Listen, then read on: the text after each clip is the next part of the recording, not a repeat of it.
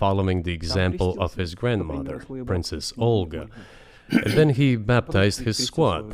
And then, gradually, over the course of several years, he baptized all the Rus. It was a lengthy process, from pagans to Christians. It took many years. But in the end, this orthodoxy, Eastern Christianity, deeply rooted itself in the consciousness of the Russian people. When Russia expanded and absorbed other nations who profess Islam, Buddhism, and Judaism, Russia has always been very loyal to those people who profess other religions. This is her strength. This is absolutely clear. And the fact is that the main postulates, main values are very similar, not to say the same, in all world religions I've just mentioned, and which are the traditional religions of the Russian Federation, Russia.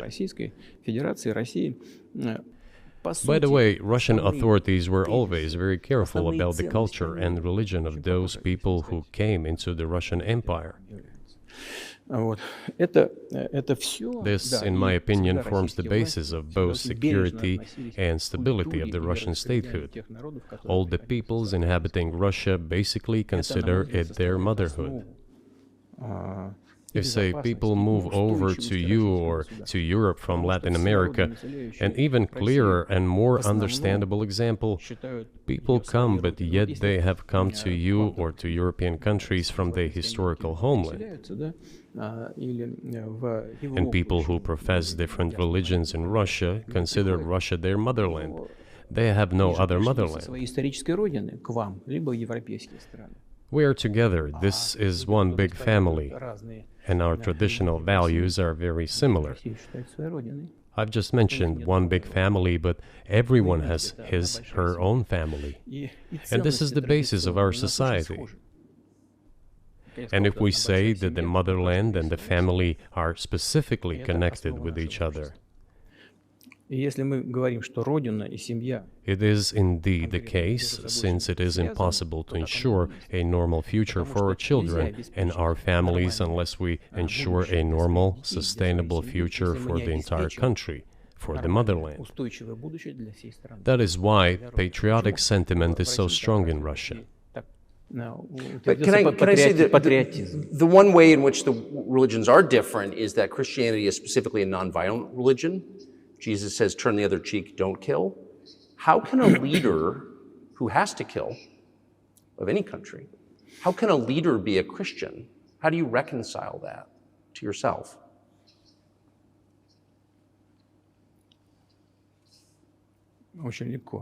It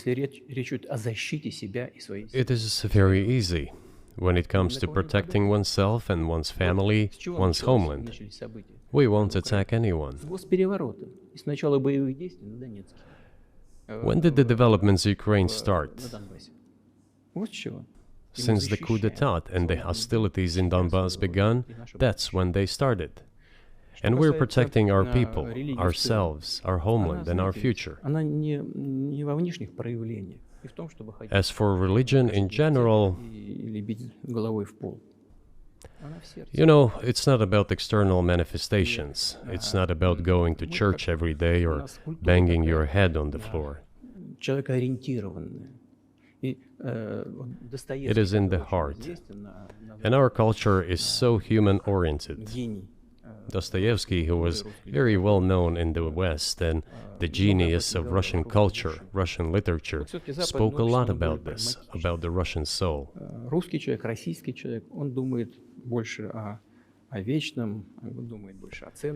After all, Western society is more pragmatic. Russian people think more about the eternal, about moral values. I don't know, maybe you won't agree with me, but Western culture is more pragmatic after all.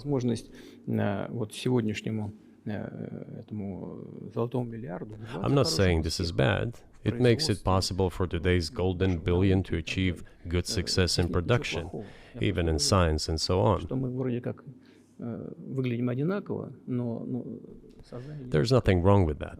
I'm just saying that we kind of look the same, but our minds are So do you see the supernatural at work as you look out across what's happening in the world now? Do you see God at work? Do you ever think to yourself, these are forces that are not human?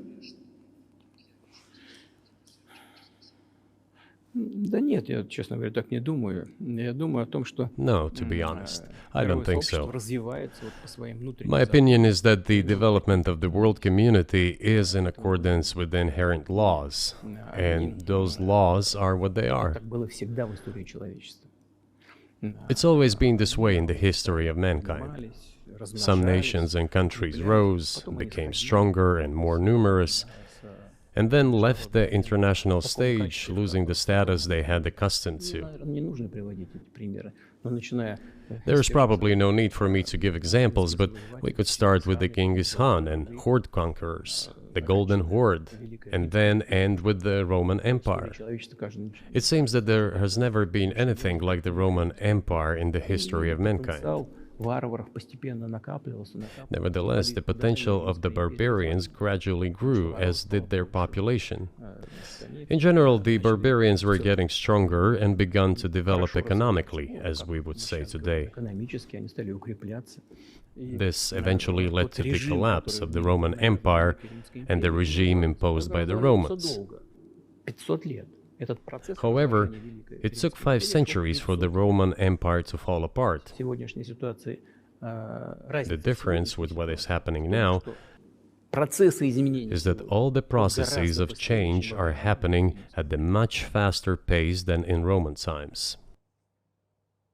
So when does the AI empire start, do you think? у меня все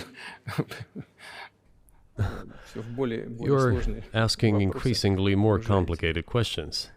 To answer them, you need to be an expert in big Для того, numbers, чтобы big ответить, data, надо быть, and конечно, AI. специалистом в Mankind is сфере currently чисел. facing many threats. В сфере вот Due to этого the genetic researches, it is now possible to create a superhuman, a specialized human being, a genetically engineered athlete, scientist, military man. There are reports that Elon Musk has already had a chip implanted in the human brain in the USA. Илон Маск внедрил уже чип в мозг какого-то человека. What do you think of that? Ну, Маска, я думаю, что Маска остановить Well, невозможно. I think there's no stopping Elon Musk. He will do as he sees fit. Надо искать Nevertheless, способы. you need to find some common ground with him, search for ways to persuade him. I think he's a smart person, I truly believe he is. So you need to reach an agreement with him because this process needs to be formalized and subjected to certain rules. Того, что будет происходить с ним в связи с развитием вот этих новейших исследований и технологий. В генетике, либо Humanity has to consider what is going to happen due to the newest development in genetics Поэтому or in AI.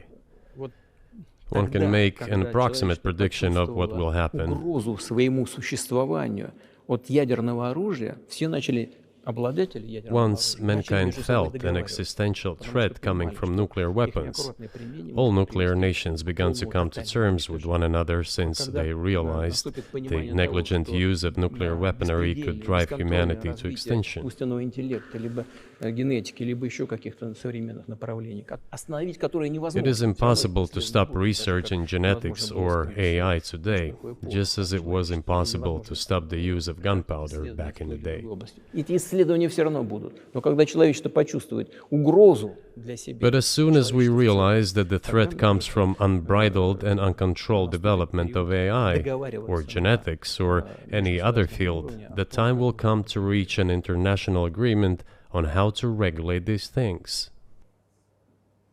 I appreciate all the time you've given us.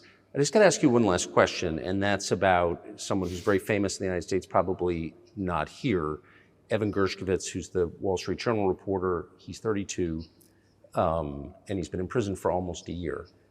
This is a huge story in the United States, and I just want to ask you directly, without getting into the details of it or your version of what happened, if as a sign of your decency, you would be willing to release him to us and we'll bring him back to the United States.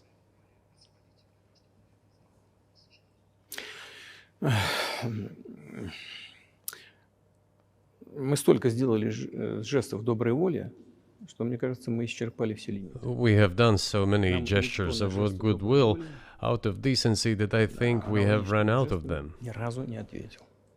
Но We have never seen anyone reciprocate to us in a similar manner.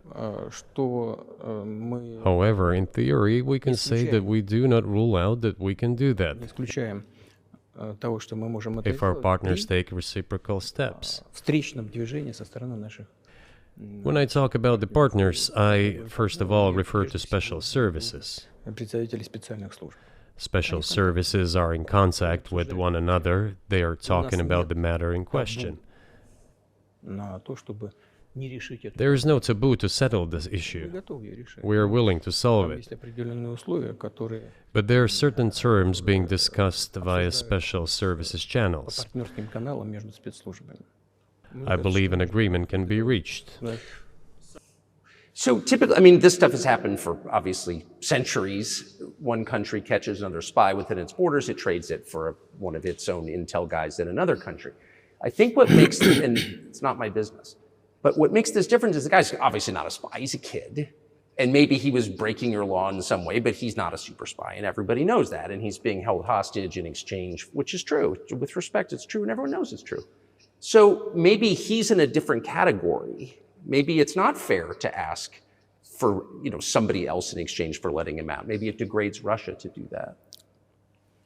Вы знаете, можно как угодно говорить, что такое шпион, что не шпион. You know, you can give different interpretations to what constitutes a spy, but there are certain things provided by law. If person gets secret information and does that in conspiratorial manner, then this is qualified as espionage. And that is exactly what he was doing.